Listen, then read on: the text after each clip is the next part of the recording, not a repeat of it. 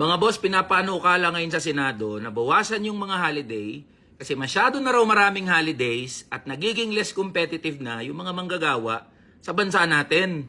So in essence mga boss, pinapalabas ni Cheese tsaka ng mga senador na yung mga manggagawang Pilipino pa-relax-relax at pa-banjing-banjing sa trabaho. Tanginang mga unggoy ito eh. Saang mundo at saang Pilipinas ba kayo nakatira para masabi nyo yan? Anong pa-relax-relax? Alam nyo ba mga boss na ang Pilipinas ay pangalawa sa huli, kulelat, sa life-work balance na tinatawag?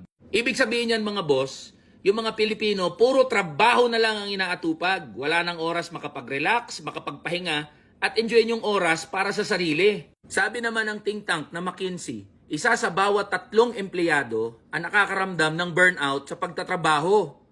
At general truth na ang mga Pilipino ay overworked and underpaid. Puro trabaho, sobrang trabaho, pero barat yung sahod na natatanggap. Ngayon, kung lumalabas lang kayo ng opisina nyo at nag-iisip lang kayo, ginagamit nyo yung utak nyo, kayong mga senador kayo, maiisip nyo kung saan binabawi yan ng mga manggagawa. Alam nyo ba na tuwing holiday lang nakakapagpahinga ng maayos sa mga manggagawa? Tuwing holiday lang nakakahilata, gumigising sa oras na gusto nilang magising, nakakapaglaban ng damit, nakakapunta sa mall, nakakapasyal, nakakapanood ng TV o ng show na gusto nilang panoorin, ng series.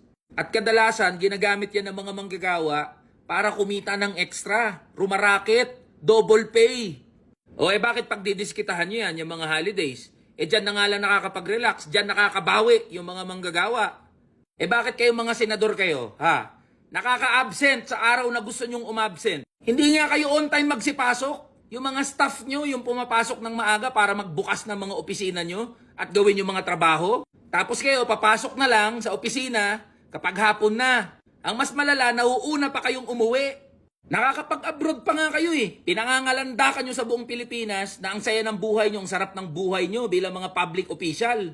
Tapos kesyo late o absent, kumpleto pa rin ang sahod na matatanggap nyo. Ang kakapal ng mukha nyong mga politiko kayo. Dapat baliktarin natin. Kayo dapat ang i-require mandatory attendance sa pagpasok sa opisina. Kayo dapat yung bawasan yung holiday. Kayo dapat yung kapag 1 minute na late, bawas agad sa sahod. Tapos pag overtime, walang matatanggap na additional. Thank you na lang. Tanginan nyo kasi pag gumagawa kayo ng batas, sinuhugot nyo sa hangin eh.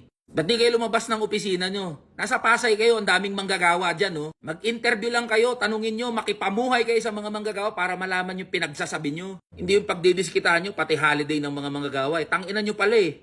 Kaya sa Ichis, umayos-ayos ka. Para ka nagsuspoken poetry pag nagsasalita eh. Umayos kayo. Huwag nyong tirahin yung holiday, yung panahon kung kailan nakakapagpahinga yung mga manggagawa.